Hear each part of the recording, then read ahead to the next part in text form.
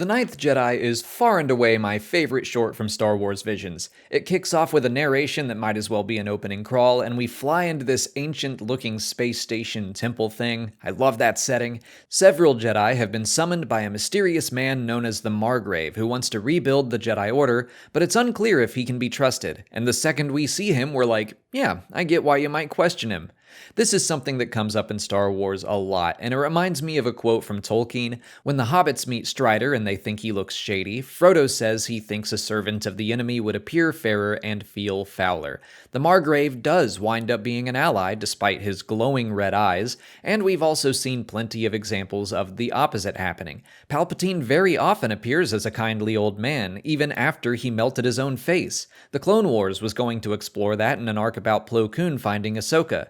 And of course, in the Ninth Jedi, we have all the Sith in hiding, masquerading as Jedi in their white robes. And that scene made me gasp. I already loved the concept of lightsabers that would change based on their wielder's connection to the Force. I've talked before about how it was almost used in Return of the Jedi, so seeing it come back in this short and be used to set off a big narrative twist was so satisfying. And then to have them dynamically change throughout the battle was great. Seeing the Margrave's extra flare, seeing Kara's saber become solid, and then seeing Homan's change from red to purple. I'll come back to Kara, but Homan was an interesting character despite having only a little screen time. I love the idea that he was a good man simply influenced by the darkness in those around him.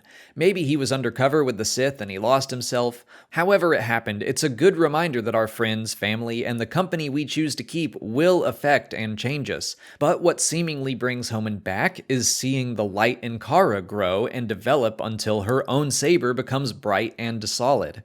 So let's talk about Kara and her lightsaber. When she first holds one, the blade is kind of faded and sad looking. She's clearly bummed about it, but her father assures her that only those who develop their connection to the Force will be able to wield a lightsaber, and that her connection will grow with proper training in addition to her natural talent with a lightsaber.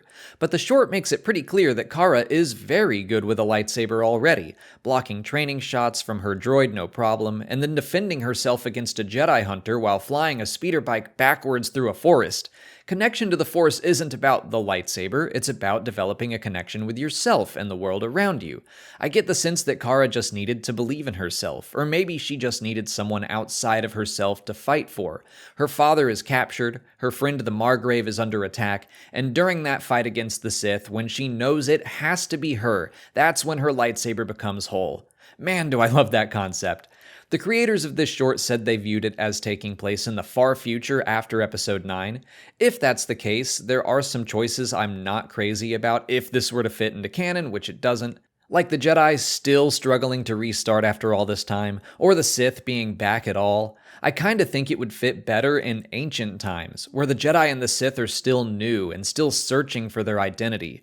For example, I think it's interesting that the Sith genuinely seem to care about each other. They are distraught when one of their own is cut down. And the art of constructing lightsabers doesn't have to have been lost, it can be new, and sabersmiths are just now figuring out how to do it. I don't know, I think part of what I loved about The Ninth Jedi is that it sparks that creativity within me. It fills my head with possibilities, like so many of the best Star Wars stories do. The Ninth Jedi within Visions is a good illustration of my Star Wars experience when I think about it. Despite what some people online say, I don't love every single Star Wars story that comes out. Most of them I watch or read and I'm like, yeah, okay, good enough.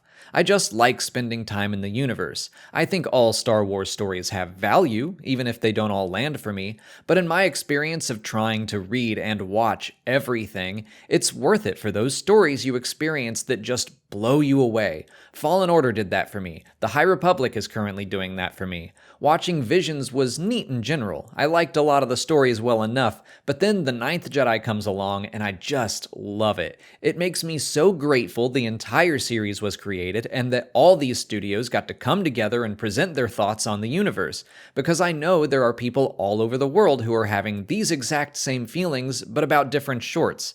The Ninth Jedi was the one that really connected with me, but I have loved seeing every single short get singled out as someone's favorite. That's the power of projects like Star Wars Visions.